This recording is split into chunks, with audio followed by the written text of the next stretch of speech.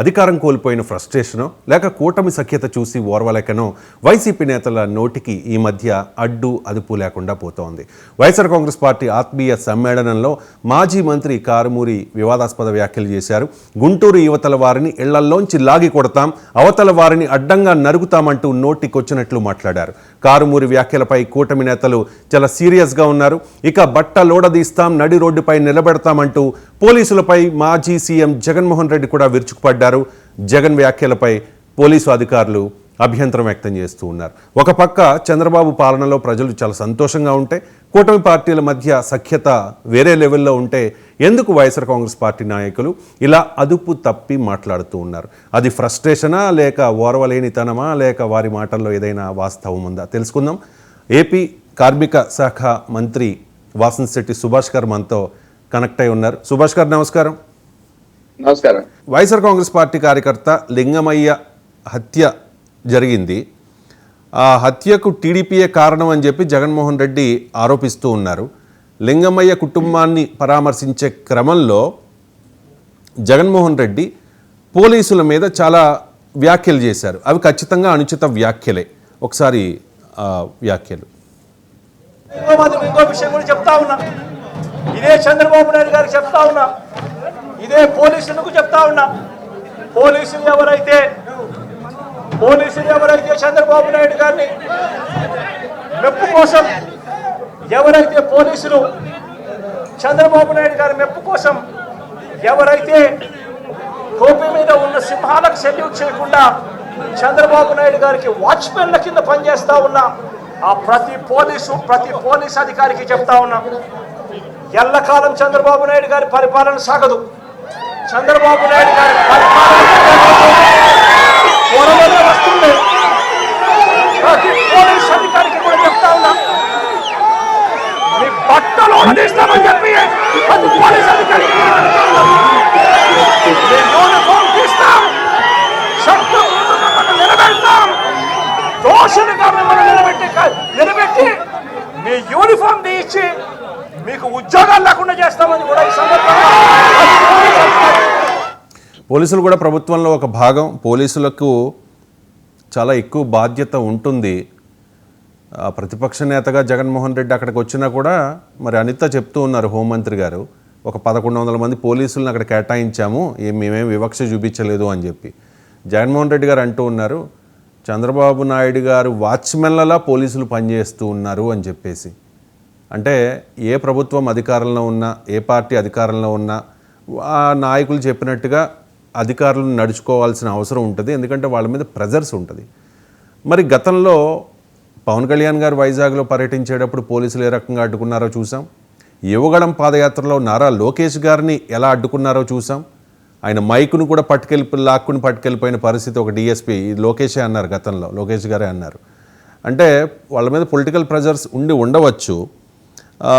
మరి ఇప్పుడు జగన్మోహన్ రెడ్డి గారు చెప్తూ ఉన్నారు, వాచ్మెన్లా పనిచేస్తూ ఉన్నారు పోలీసులు అని చెప్పి. నిజంగా మీకు కానీ, ఎందుకంటే మీరు క్యాబినెట్లో మంత్రిగా ఉన్నారు కాబట్టి, మీకు కానీ లేకపోతే మీ అధినేతకు కానీ లేకపోతే మీ పార్టీలో ముఖ్య నాయకులకు కానీ వాచ్మెన్లా పోలీసులు పనిచేస్తున్నారా?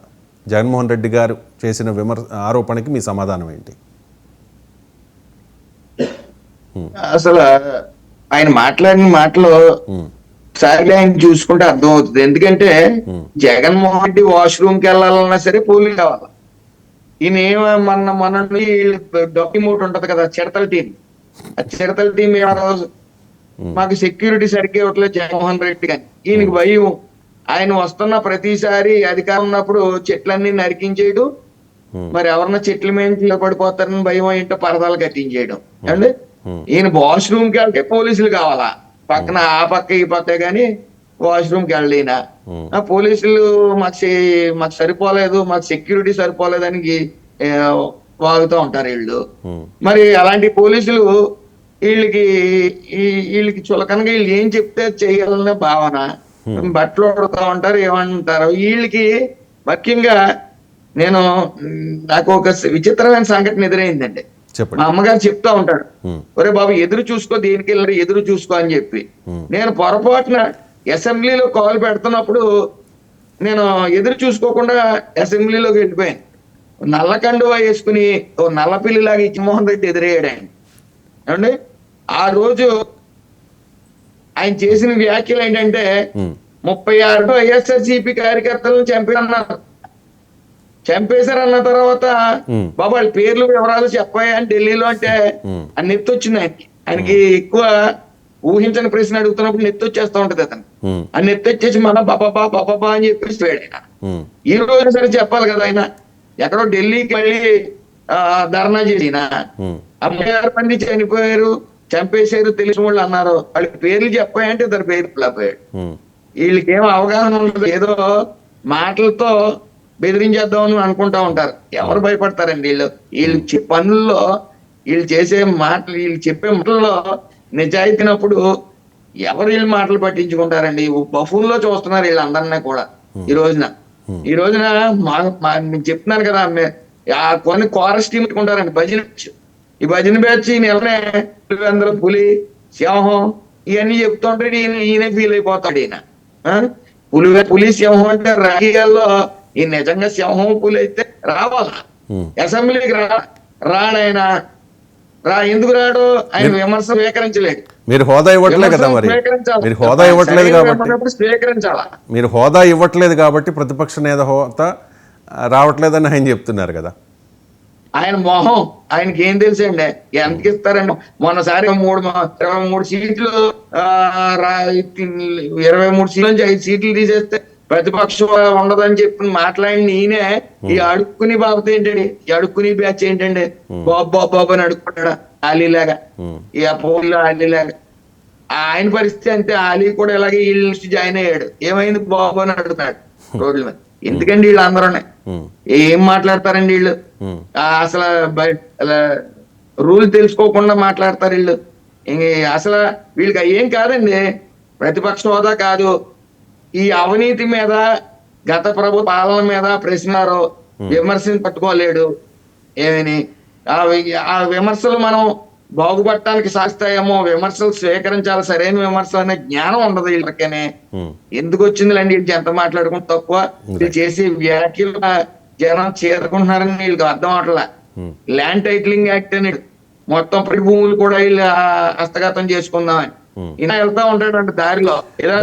వచ్చితే 20 పడిపోద్ది అంట అండ్ ఇంకొకటి సుభాష్ గారు ఈ మధ్యకాలంలో మీరు వినే ఉంటారు జగన్మోహన్ రెడ్డి పవన్ కళ్యాణ్ గారి స్థాయి గురించి మాట్లాడారు 2019 ఎన్నికల్లో 151 స్థానాల్లో గెలిచి రికార్డు సృష్టిస్తే మరి పవన్ కళ్యాణ్ గారు అప్పుడు 2 చోట్ల ఓడిపోయిన మాట వాస్తవమే కానీ ఇప్పుడు 11 స్థానాలకు మాత్రమే పరిమితం చేసి అధపాతాడానికి తొక్కేశారు పవన్ కళ్యాణ్ గారు వైసీపీని ఆయనదే కీలకం కదా పాత్ర సో ఆయన స్థాయి గురించి మాట్లాడుతూ ఉన్నారు రీసెంట్గా మాట్లాడారు కదా పవన్ కళ్యాణ్ ఆయన పేరు కూడా ఎత్తలా ఎందుకంటే పవన్ కళ్యాణ్ పేరు మాట్లాడరు ఎప్పుడు ఆయన నోటి వెంట రాదు అంటే దత్తపుత్రుడు అని గతంలో అనేవారు ఇప్పుడు అనట్లా అది కూడా అనట్లా ఏమన్నారు కార్పొరేటర్కి ఎక్కువ ఎమ్మెల్యేకి తక్కువ అన్నారు ఆయన ఎమ్మెల్యేకి తక్కువ కాదు ఆయన MLA and deputy CM and కూటమి విజయంలో కీలక పాత్ర ఇది చంద్రబాబు నాయుడు గారే చెప్పారు ఆ మాట కానీ జగన్మోహన్ రెడ్డి గారికి ఎందుకు అర్థం కావడం లేదు ఎందుకు పవన్ కళ్యాణ్ స్థాయిని పదే తక్కువ చేసి చూపించే ప్రయత్నం చేస్తూ ఉన్నారు అసలు పవన్ కళ్యాణ్కి జగన్మోహన్ రెడ్డికి పవన్ కళ్యాణ్ గారు అంటే ఎందుకు కోపం అంటే మీరు ఒకటి మీరు గమనించండి ఈయన చూహలతోనే ఉంటాడు ఏం చేశాడు ఆయన 170 సీట్లు మేము గెలబోతున్నాం వై నాట్ అని ప్రమాణ స్వీకారం సభ ఒకటి ఏర్పాటు చేశాడు ఆయన జనాల్లో ఉండడు ఏసీ గదుల్లో కూర్చుని వీళ్ళకి ఎక్కడ దెబ్బతిన్నారంటే అండి ఏసీ గదుల్లో కూర్చుని ఒక భజన బ్యాచ్ ఉంటది 2 చిడతలు ఎట్టుకుని వస్తారు సార్ చాలా బాగుంది సార్ మన అధికారం మీ గురించి చాలా బాగా చేస్తారు జనాలు ఉన్నాయి అయ్యి బాబు దేవుడు సూర్యుడు అని చెప్పేటప్పటికి అబ్బా అంతా ఉంది మనకు వై నాట్ 170 అని అనుకుంటాడు అయ్యి 11 సీట్ల తర్వాత మధ్య భ్రమించడానికి అసలు పవన్ కళ్యాణ్ గారు అధికారంలో ఉన్నా లేకపోయినా ఎప్పుడు సవరణ లక్షలాదిగా వస్తాను ఏమండి ఈయన మొన్న 175 అన్నారు మొన్న ఎన్నికల ప్రచారంలో చూస్తే లక్షల మంది వచ్చేవారు సభకి ఈ వాలంటరీ వ్యవస్థను పెట్టి మందుకి ఈ పలావులకి అలవాసి జనాలను తీసుకెళ్లి ఎవరినో ఓటేసారండి ఓటేసి ఉంటే అసలు ఎన్ని సీట్ అయ్యాళ్ళకి ఆయనకి అర్థమవుతుంది ఏంటంటే ఆ ఈ భజన బ్యాచ్ నమ్ముకుని దిగుతాడు. ఆయన స్థాయి గురించి మాట్లాడే అర్హత, పవన్ కళ్యాణ్ స్థాయి గురించి మాట్లాడే అర్హత జగన్మోహన్ రెడ్డి లేదు. కేవలం తండ్రి గత 2 పథకాలు ఉన్నాయి, 2 పథకాలే ఆరోగ్యశ్రీ కానీ అలాంటి వాళ్ళ తండ్రి రాజశేఖర్ రెడ్డి అవి ఇంప్లిమెంట్ చేసిన తర్వాత ఈయన అధికారంలో కనుక మొండితనంగా వ్యవహరించాడు. కాంగ్రెస్ ఎంత మొండితనంగా ఉన్నాడో, సో ఇతను ఏదో చేస్తాడో ఒక ఛాన్స్ ఇద్దామని చెప్పి అందరూ భావించి ఒక ఛాన్స్ ఇచ్చారు. ఛాన్స్ ఇచ్చిన తర్వాత ఇతను డార్క్ రూమ్ పరిమితమైపోయి ఆ సజ్జల, ఆ ధనంజయ, ఈ మిథున్ బయట పెట్టి ఆ పాలన చేసేవాడు. ఈయనకేం తెలియదు. ఈయన డార్క్ రూమ్ లోకి పబ్జి ఆడుకునేవాడు. పబ్జి మీకు ఏముంటది? మీరు చూసారా ఎప్పుడైనా పబ్జి జగన్మోహన్ రెడ్డి పబ్జి ఆడుకోవడం మీరు ఎప్పుడైనా చూసారా? జనం ఏమన్నా ఓపెన్ సీక్రెట్ అది. ఎందుకు కావట్లేదంటే ఆయన పబ్జి ఆడుకున్నాడు ఖాళీ అనేవారు. ఎంతమంది ఎమ్మెల్యేలని, ఎంతమంది మంత్రుల్ని ఈయన కలిసాడు ఈ 5 ఏళ్ళలో చెప్పండి. కేబినెట్ మీటింగ్ ఎంతసేపు ఈయన చేసేది ఏంటండి? డార్క్ రూమ్ లో ఆ పాలన ఎవరు చేశారో కూడా మీకు తెలియదు. ఇటు సజ్జల, అటు ధనంజయ, అటు వైవీశ్వరరెడ్డి, వీళ్ళు అందరూ పాలన చేసేవారు. పాలన చేసి ఎవరు ఏ నాకు ఈ డిపార్ట్మెంట్ ఇచ్చేయి, నీకు ఆ డిపార్ట్మెంట్ తీసుకో, నేను ఎంత సంపాదించాను నువ్వు అంత సంపాదించుకోనే తప్ప. ఇప్పుడు మరి అలాగే రాజమండ్రి అమ్మగారు జక్కంపూడి రాజా గారు కూడా చెప్పడం జరిగింది, మాజీ ఎమ్మెల్యే. ఈ ఎవరికి ఈ సజ్జల ఇళ్ళు సర్వనాశ చేశారు, మోహన్ రెడ్డి దగ్గరికి ఇవ్వలేదు అని చెప్పి వెళ్ళకపోవడం కాదు, ఆయన రానిచ్చేవాడు కాదు. మీరు డీల్ చేసేయండి, పబ్జీ అయ్యి నేను చాలా బిజీ. నేను అందులో నుంచి వచ్చిన కదా, మాకు తెలుసు కదా, అందుకనే కదండి సర్వనం అవుతా. ఒక పెద్ద ఆయన చెప్పాడు నాకు, ఏమంటే ఎంపీ ఇస్తాను రాసిస్తాను కదా, ఎందుకు తీసుకోతే ఆ రోజుతో పొంగి జగన్మోహన్ రెడ్డి మన ఫోన్ వేస్తాడు, ఇంకా ఫోన్ వేస్తాడు, నేను తీసుకోపోయి ఉంటే ఇస్తాడు. అతను ఎవరికైనా పదవి ఇస్తుంటే అతనికి న్యాయం చేస్తే ఇంకా అతను పని లేదని చెప్పి ఇంకా అతను ఫోన్ వేస్తా. అతను నైజం అది గట్టిగా తన సార్ అనే పిల్లలు, ఎంత పెద్దోడైనా సరే సార్ అని పిల్లకపోతే గుంజీలు చేస్తాడని చెప్పాడు. వేరే ఉన్నప్పటికీ నేను కాబట్టి నాకు జనవరి 20th వరకు అందులో ఉన్నాం. అతను నిజం ప్రతి ఒక్కరికి తెలుసు. ఏమన్నప్పటికీ ఈ పాలన లేని ఇలాంటి వ్యక్తి ఇది ఈయన ఛాలెంజ్ చేస్తున్నా. లోకేష్ గారు ఆయన డిప్యూటీ దగ్గర నెత్తి వస్తుంది, నెత్తి తెలుసు కదా, ఇంకా బాగుంటది. ఆమెకి ఏం అవగాహన లేదంటే అందుకనే జనం 11 ఇచ్చారు. కానీ సుభాష్ గారు 2019లో 23కి మాత్రమే పరిమితమై ఆ తర్వాత 4 ఎమ్మెల్యేలు వెళ్ళిపోయి కొంతమంది రాజ్యసభలో సభ్యులు కూడా భారతీయ జనతా పార్టీలో కలిసిపోయి, అంటే అటువంటి సిచ్యువేషన్లో తెలుగుదేశం పార్టీ మళ్ళీ పుంజుకుంటుందని అప్పటి ఉన్న కాలంలో ఎవరు ఊహించలా. కానీ అలాగే మరి జగన్మోహన్ రెడ్డి కూడా 11కు పడిపోయినా, మరి 11కి 23కి పెద్ద తేడా లేదు కాబట్టి 11కి పడిపోయినా మళ్ళీ అధికారంలోకి రాబోతూ ఉన్నాము, వస్తాము, వచ్చి మీ సంగతి తేలుస్తాము అని చెప్పి ఆయనకున్న కాన్ఫిడెన్స్, అంటే అది ఆత్మవిశ్వాసమా లేక అతి విశ్వాసమా ఏమనుకోవాలి? అది అతి విశ్వాసం అని మనం చెప్పచ్చు. ఎందుకంటే మీరు ఒక్కటి గమనించండి, 170 సీట్లకి 175 వస్తాయని వైజాగ్ లో సభ పెట్టుకున్నాడు, అది ప్రమాణ స్వీకారం పెట్టుకున్నాడు.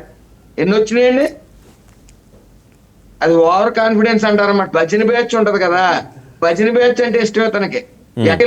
టీం చూడండి, పులివేతలు, సింహం, పులి అంటా ఉంటారు కదా, ఆ బ్యాచ్ లేకపోతే ఇతను బయటికి రాడు. అలాగే ఏసీ గదిలో కూర్చున్నప్పుడు ఇతను నాకు బాబు చాలా బాగుందండి, ప్రజలందరూ మిమ్మల్ని ఎందుకు వదిలేసామని బాధపడిపోతారని చెప్తే అబ్బబ్బబ్బా అని చెప్పి ఫీల్ అవుతాడు. అదే కానీ రివర్స్ లో చెప్పి ఏమంటే మన పాలన ఏమో బాగోలేదని అడిగి 2వ రోజు అపాయింట్మెంట్ ఉంటుంది.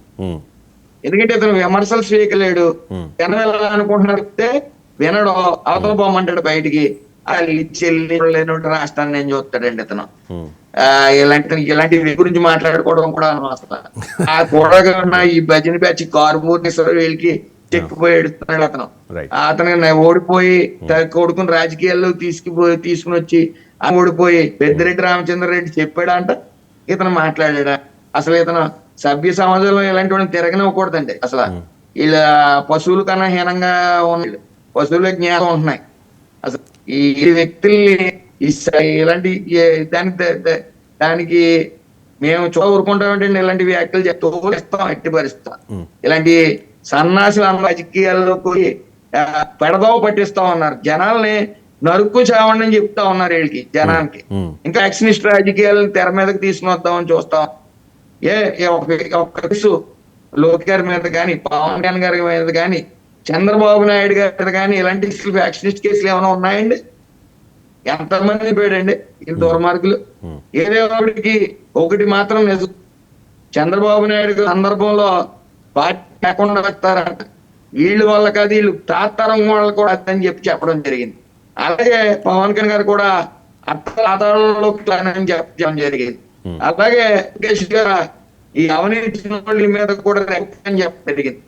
ఎందరో వీళ్ళు ముందు చూపుతో మాట్లాడి ఆ మాటలు మాట్లాడిన ఇప్పుడు ఏమైనాయండి? వాళ్ళ జెండా ఎగరకుండా అయింది. రైట్. వైసీపీ జెండా. జగన్మోహన్ రెడ్డి అనే వ్యక్తి 175 సీట్లకి 75 వస్తాయని బాచాడు. సడన్ గా 11 ఆ 11 సీట్లకు పరిమితం అయింది. జనరల్ గా ఫ్రస్ట్రేషన్ అనేది ఉంటది. ఫ్రస్ట్రేషన్ అది ఏమైందంటే పిచ్చిలో దిగిపోయింది.